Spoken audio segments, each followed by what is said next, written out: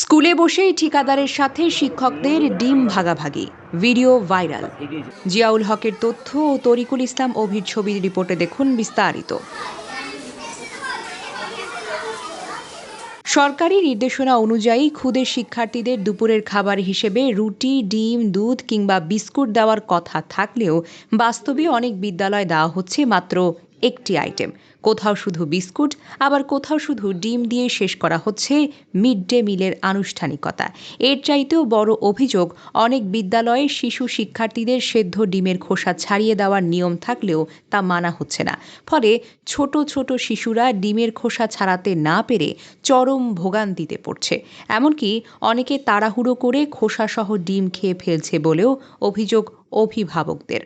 এদিকে মঠবাড়িয়া উপজেলার school feeding কার্যক্রমের খাবার সরবরাহকারীরা, ঠিকাদার ও দুই শিক্ষকের মধ্যে ডিম ভাগাভাগি সংক্রান্ত একটি ভিডিও সামাজিক যোগাযোগ মাধ্যমে ভাইরাল হয়েছে। ভিডিওতে দেখা যায় উপজেলা মঠবাড়িয়া মডেল সরকারি প্রাথমিক বিদ্যালয় ও সূর্যমণি নেসারিয়া সরকারি প্রাথমিক বিদ্যালয়ের শিক্ষক এবং খাবার সরবরাহকারী ঠিকাদার নুরুন্নবী সহ কয়েকজন ব্যক্তি বিদ্যালয়ের অফিস কক্ষে বসে ধূমপান করতে করতে ডিমের হিসেব নিকেশ ও ভাগাভাগি নিয়ে আলোচনা করছেন। 18,000 ডিম তো আমাদের রেগুলার লাভ, 11,000 থেকে 12,000 ডিম সর্বোচ্চ। তাহলে মনে করেন 6,000 ডিম থাকে, তাহলে 6,000 ডিম আপনি কি করবেন, কেমনে কি এটা রেগুলার আপনার একটা ফরম্যাট ওকে হইবে না? হ্যাঁ হইছে। আমরা মেমো করি, মেমো একটা থাকলে টিচারের আমার দিন, একটা থাকলে আমার দিন, একটা যাইবে ডাইরেক্ট সচিব। আমরা যা যে কাজ আনছি আগে যেরকম বিস্কুট দিছে, অনেক স্কুল দিতে নাই দিতে পারে, সে 15টা পাইয়া সে 20টায় সই না দিতে পারে। আমি পাইছি 20টা, আমি 15টা 15টা 20টা সই দিব।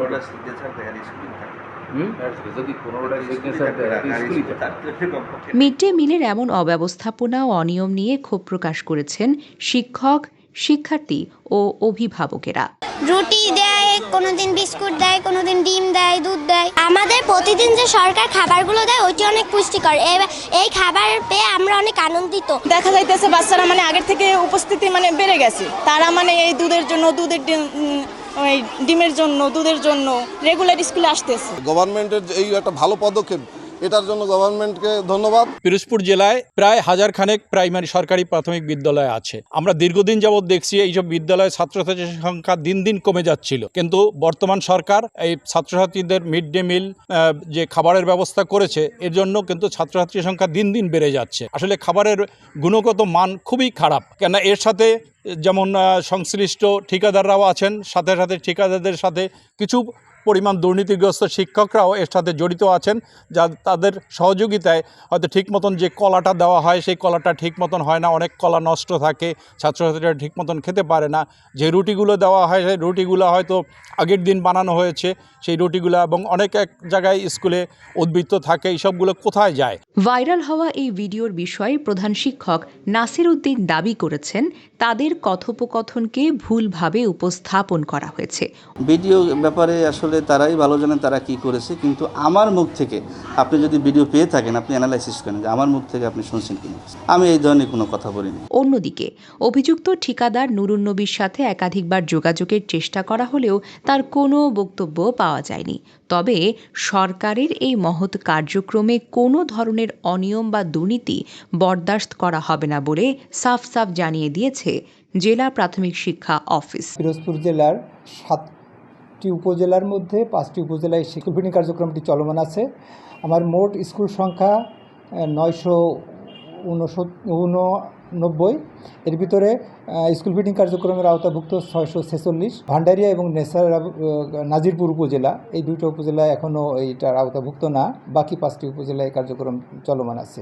যদি কেউ এই স্কুল ফিডিং কার্যক্রমে কোনো অনিয়মের বা আশ্রয় নেয় তাহলে আমরা বরদাস্ত করব না, আমরা সরাসরি তার বিরুদ্ধে অ্যাকশনে যাব। বর্তমানে পিরোজপুর জেলার 7টি উপজেলার মধ্যে 5টি উপজেলা এই স্কুল ফিডিং কার্যক্রমের আওতায় এসেছে। জেলার মোট 989টি স্কুলের মধ্যে 646টি বিদ্যালয়ে 63,126 জন শিক্ষার্থী সরাসরি এর উপকারভোগী। অসৎ কিছু ব্যক্তির কারণে সরকারের এই মহৎ উদ্যোগ যেন ভেস্তে না যায়, এমনটাই প্রত্যাশা সচেতন মহলের। খাদ্যের মানটা সব সময় ভালো মানের থাকে, যে বাচ্চারা যত পুষ্টি পায়। খাবারের মানের নিম্নমানের যেন খাবারের মানটা না হয়, যাদের বাচ্চাদের খেয়ে যেন আবার কোনো অসুবিধায় না পড়ে। এজন্য মাননীয় প্রধানমন্ত্রীর দৃষ্টি আকর্ষণ করছি।